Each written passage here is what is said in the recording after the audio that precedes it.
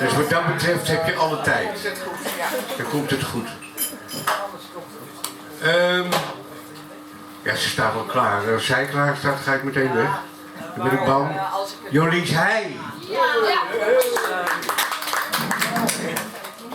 Ja, ik moet me eerst eerst installeren en dan moet ik de micro... Ja, hij staat goed. Hij staat heel goed. In de trein bekeek ik een voordracht van Lieke Marsman op de Nacht van de Poëzie. En haar voordracht ging heel erg over de noodzaak van poëzie, wat volgens mij ook wel het thema van vandaag is. En daar wil ik graag op aanhaken. Even kijken. Eerst deze.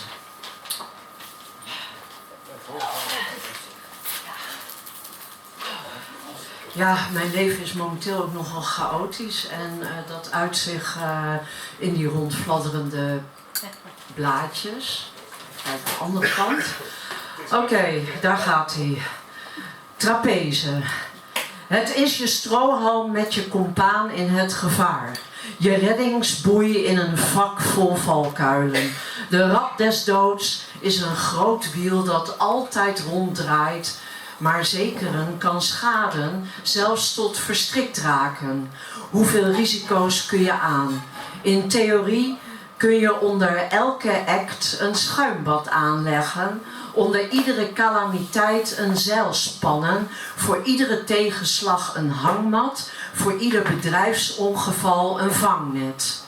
Je hebben en houden, vastklikken aan de beademing van elektronische protheses, het brein gekoppeld met elektroden aan voorgeschreven protocollen.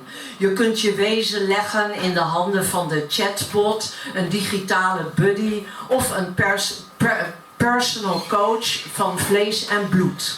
Je kunt vertrouwen op de instructie-app of die bewuste partner die jou goed aanvoelt. Je kunt je kansen wikken en wegen, berekeningen maken, het geluk aansturen, het lot in de juiste richting mediteren. De grond pinpointen, het luchtruim beheersen. De juiste ademhalingstechniek oefenen voor de sprong. Zweven tussen hemel en aarde. Maar niemand die weet naar welke kant de pendel uitslaat.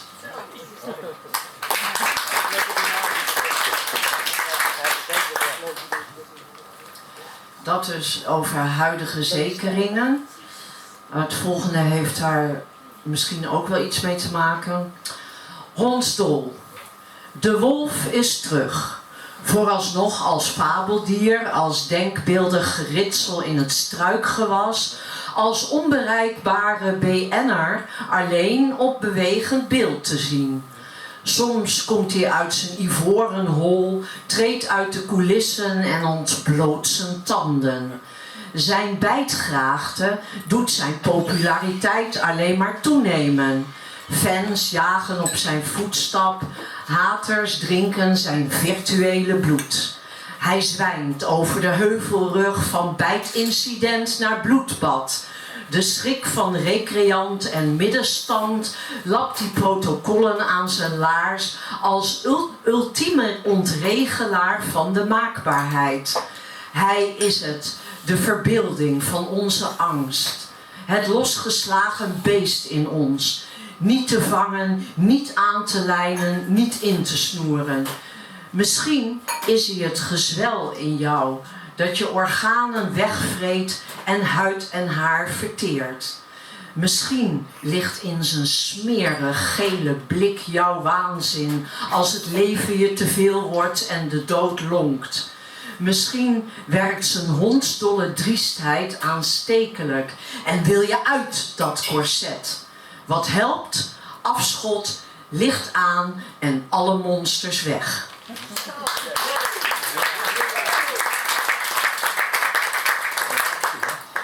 En dan ga ik vlekkeloos over op het volgende, wat ook aanhakend op de Pipro's vleermuizen en omdat het bijna Halloween is, Moordmachine Mens.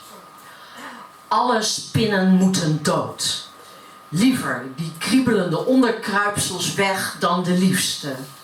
Zij gaat gehuld in stofjas en gasmasker, vormeloos incognito maakt ze jacht op alles wat kruipt door de kieren in haar hoofd, waaruit rafelige herinneringen lekken.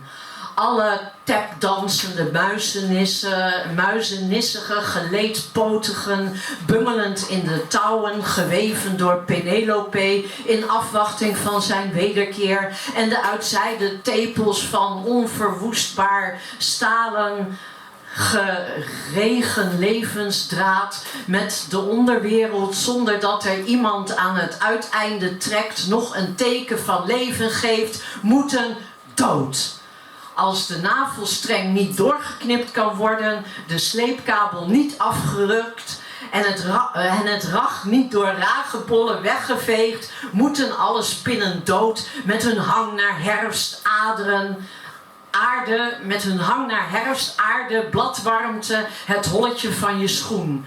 Zo nutteloos de stuipen op het lijf jagend als de agenten van het macabere, de onheilsbrengers van Odin, met hun spartelende poten als laatste stuiptrekking van het ondermaanse, het ecoskelet verschrompelend. Noodlotwever, afzichtelijke arachne, valse schikgodin, heksengebroed. Ze leeft zich uit in die moshpit van bonkende beats tot alle spinnen tot pulp zijn geslagen. Ze schuwt het geweld niet, zolang het maar paukenslagen geeft en de hartslag opjaagt. Alles om zijn onvolkomen dood te wreken. Al wat leeft moet uit het lood.